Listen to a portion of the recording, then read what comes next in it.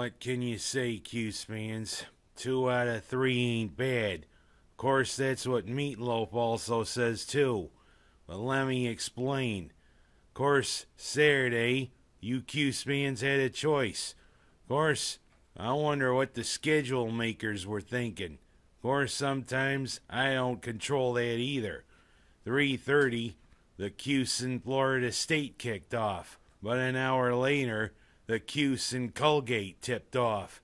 Of course, you had a choice.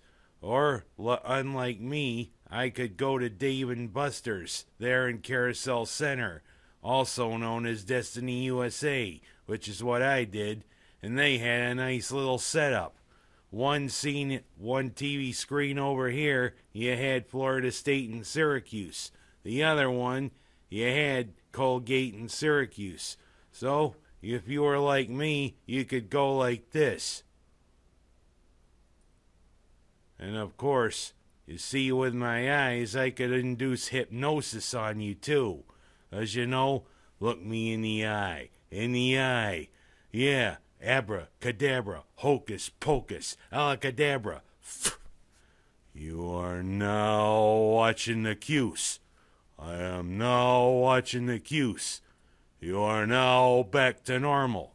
Hey, what am I paying you $50 an hour for? Like that? Oh well.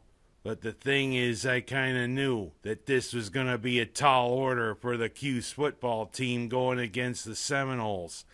Even with all the publicity in the days leading up to it of Florida State quarterback Jameis Winston supposedly being investigated for sexual assault. But you know, all the thoughts disappeared once you saw how coolly and smoothly this kid ran the Florida State offense. And you could see how coolly and smoothly he was in the way I reacted. Every time Florida State went down the field and scored, I'm just like, well, you know, that's the way I was, 'cause I expected that game to be like it was. But, you know, we did one up the thing with Georgia Tech, 'cause we did kick a field goal, even if it was in garbage time. But Florida State definitely looked like for real. And I do have to say to my friends, whose daughter is a freshman there at Florida State, hey, Rick, Colleen, you guys won that round.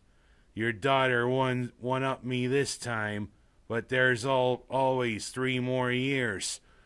And also, I have to say, the Cuse had a little struggle there with Colgate for a while, but eventually we brushed our teeth with them. We beat Colgate by almost 20 points, sending them to another loss. Thing is, how many in a row have we beaten Colgate now? 50? 60?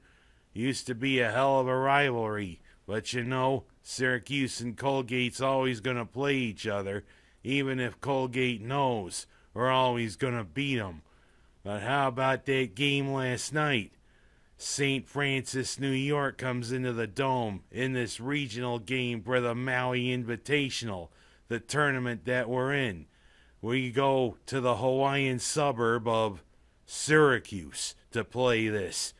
But you know, St. Francis's nickname is the Terriers, and everybody knows a terrier is a spirited dog. Terriers were specially bred to capture vermin, and you know, these terriers were very spirited. Hey, they gave the orange all that they could handle. No wonder terriers always go, pooh. Of course, that's what terriers do whenever they spit out their prey. But these terriers almost made the orange their prey, and it would have been embarrassing. But of course, the Cuse prevailed, thankfully, 56-50 over St. Francis in New York. And of course, we finally head to Maui next week, the week of Thanksgiving. Our next opponent will be ones that terriers like to go after, because terriers were bred to go after rodents. We go after, hopefully, some golden gophers next Monday in Maui. Minnesota is next up. The thing is, so far, I have to say one thing about this Cuse team. Maybe they're just a little overrated. They're 4-0, but they haven't shown me anything spectacular. We gotta really up our play game, Cuse. And also, I'll have to say this. Boy, what a way it was for the Bills to finally break out of their funk. Boy, we welcome Rex Ryan and the Jets into Ralph Wilson Stadium. And you know what? There's one thing that Rex Ryan better do. Hey, Rex Ryan, you the biggest blowhard there is in the NFL. You gotta do one thing. And I'm not gonna make any obscene gesture. But you know, you gotta watch the birdie. Yeah. Of course, at the beginning of in the preseason and that, everybody was saying Jairus Byrd didn't want to be a Bill. That he was faking this plantar fasciitis thing and that. Well, you know, this kid now is focused and this kid can play. 2 interceptions and a sack. Plus, what reaction by Denoris Searcy, hijacking that pass from Geno Smith and running it in for a touchdown. Well, you know, we made that blowhard eat his words. A pretty darn good 37-14 victory over the Jets. But there is one thing that concerned me. Anybody see that Yutz who decided to slip from the upper deck to the deck below? Hell, he was in the upper deck trying to slide down that railing. Yeah, well, you know what? This guy was probably drunk out of his mind. Just like whatever all the other ones that are giving the Bills fans a bad name around the NFL. He probably was like, oh, slide on the railing. You know, I'm going to slide down, and then all of a sudden, he falls to the next deck below. All he suffers is a shoulder injury, and he probably got up and said, what'd I do? Was that good or was that bad? Of course, the guy he landed on suffered a head injury. And what about all the other fans that were sitting around there? Boy, they had to be scared shitless. You know, it's yutzes like these guys that give the Bills fans a bad name.